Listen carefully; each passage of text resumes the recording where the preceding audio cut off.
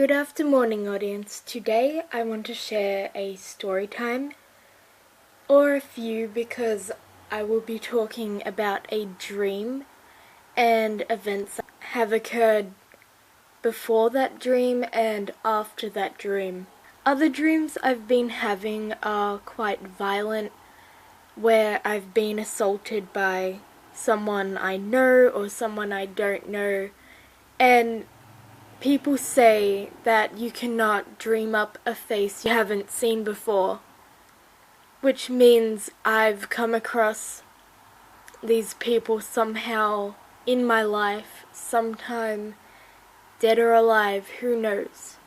And I just find that quite odd, because why would I be getting physically attacked? One of these dreams, I was on my way to work, and it's this long stretch of road. On this stretch of road, there is a petrol station, so you can buy goods like milk, bread, things like that.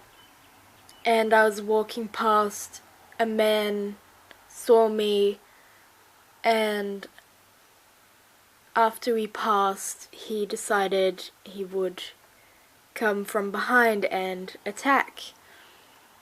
So he went for my pockets initially, where I have my wallet, phone, keys, and I held on to those items.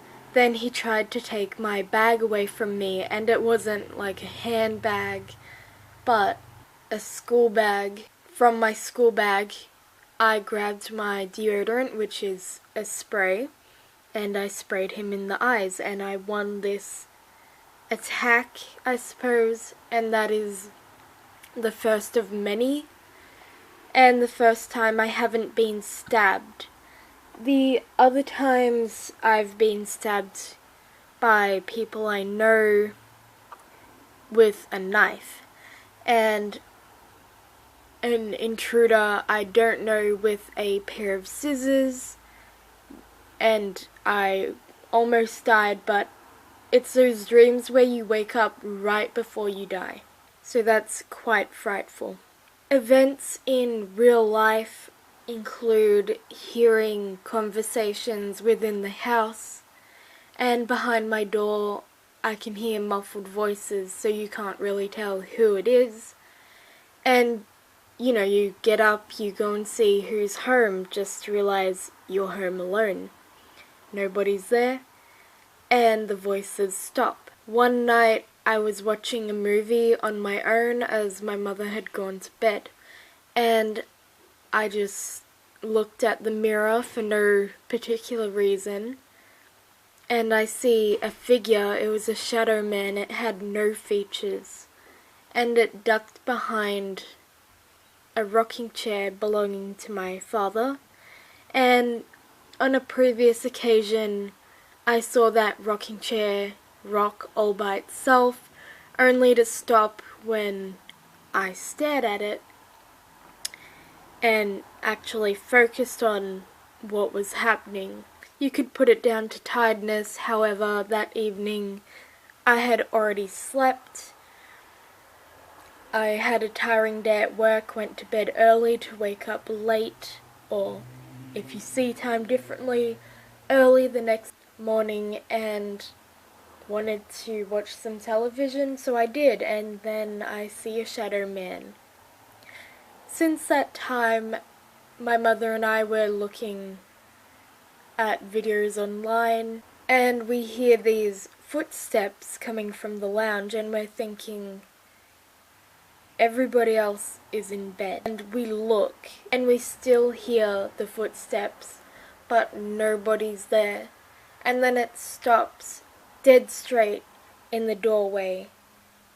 It was the creepiest thing. And I asked my mum, if you could put a gender on what we just experienced, what gender would it be? And she said a male.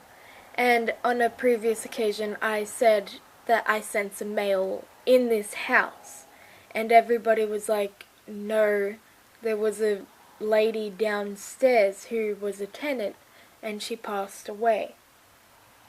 We don't know if she died in the house, but I had to deny what they were telling me. I said it's a man, it's a young teenager. Now keep that in mind, young teenager. This teenager, he likes to lurk in corners as if watching, and on occasions he'll make a noise, or you'll hear something that wouldn't naturally be in that environment. Something that happened last week was I was on my bed playing a game, Beat Fever. It's an app, and I hear this ringing sound. It's coming from a bike, and initially it was a single ding, and then it got more persistent as it got ignored. I'm above the downstairs door. Whatever it is would be let in. Thinking it was my brother being annoying, I run downstairs and open the door. I look to the right, nothing's there, and I look to the left to see if he's at the fence already. He's not there. As soon as I put the key in the door, the ringing stopped. Some may say that it was the neighbor, but why would the neighbor care when or if I open the door? So from a single ding to ding ding, and then ding ding ding, and then ding ding ding ding ding ding ding ding ding, you think, can you stop? When in fact it was nobody. My dad, who had heard me run down the stairs, asked me, "What happened? Are you okay?" I told him I'm fine, but I heard a bell ringing, and he said no one rang any sort of bell. I'm like, "Are you sure?" And he's like, "Yes, I'm sure. I would have heard it." And I'm thinking, it's happening again.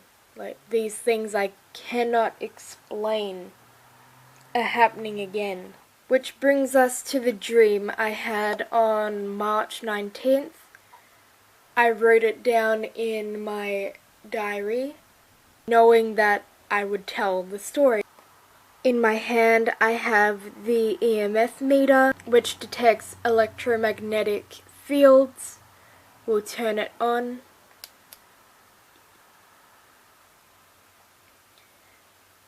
Are there any good spirits that would like to make contact with me? Flash for yes, do nothing for no. Right now I don't have a heavy feeling, which is a great sign. I don't feel as though I am being watched either, but I honestly feel that there's more to this house than we've been told or we've heard. I'll go right ahead and read out the story. I was in my bedroom talking with friend and fellow YouTuber Stephanie when my brother walks in excitedly, telling me I need to look at something. Annoyed, I excuse myself from the conversation, telling Steph she could come along to check out whatever he had to share. The kitchen wasn't the kitchen as we know it, however, but I could tell where we were in my current home by the setup and dimensions of the space. In this kitchen, where the sink and window were, was now a plaster wall.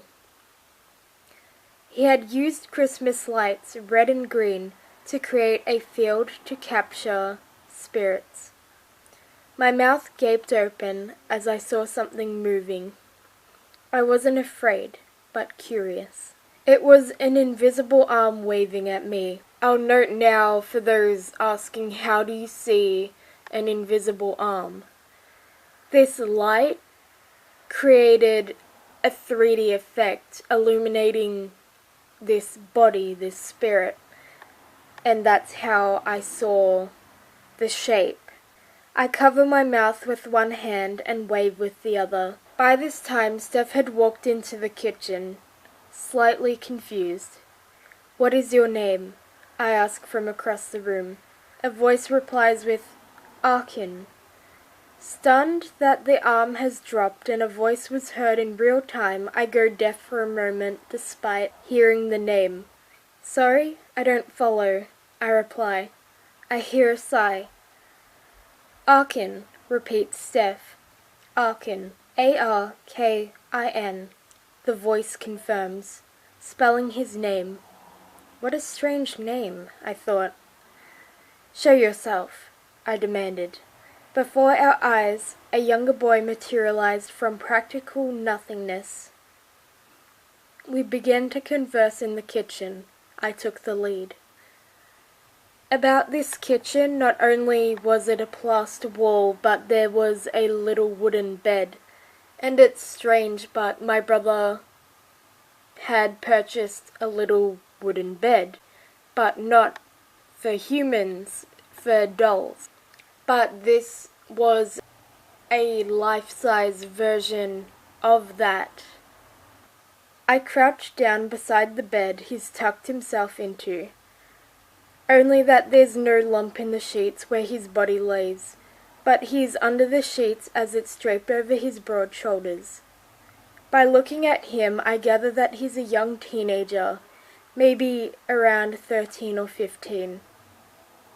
He's chubby, not fat or skinny. Humorous too, not taking offense to my incessant questions. My brother turns off the ghost capturer, as we dubbed it. "Job well done," he choked. "Indeed," I say. Steph is silent, watching from a few feet away. Arkin tells me that there were trials held in the house. Upon asking where, he informed me that they occurred in every room. I pause for a moment. "How did you die?" He gets up from the bed, a saddened look stretched across his chubby face. "Will you excuse me?" he says, fixing the sheets. "Will you come back?" I start. He lets out a chuckle. "Of course." I sit and wait, and sure enough the boy walks back to the bed, sitting on its edge this time. Looking down at the phone, I can see the EMF meter spiking.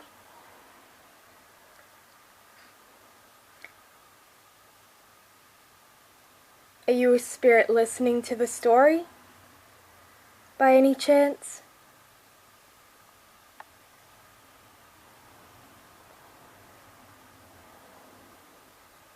I wanted to look up the history of the house to know if Arkin exists, because I could see his face.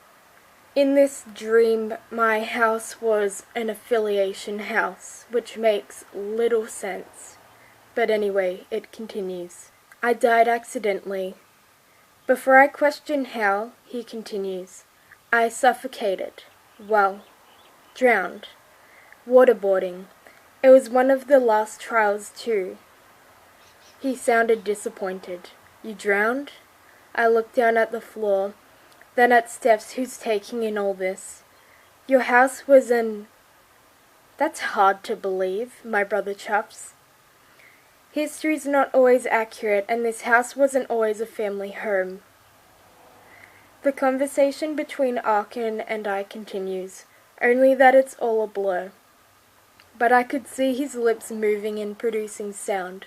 I just couldn't hear it. My alarm shakes me from my dream state. I clutch my chest in fright. I'm awake. In that moment, another name enters my head. Rogers. Arkin Rogers. Rogers. I tell my family about this dream, determined to see the house's records, although I don't believe the dream serves as fact, just an overactive imagination. We'll see. Although it's almost been a month since I had this dream, I have not looked up the history of the house. And there was in fact a boy who lived here. We don't know how old he was, and he was sick. And one day he vanished.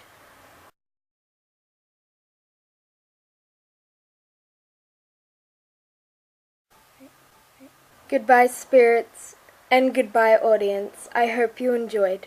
Thank you for watching.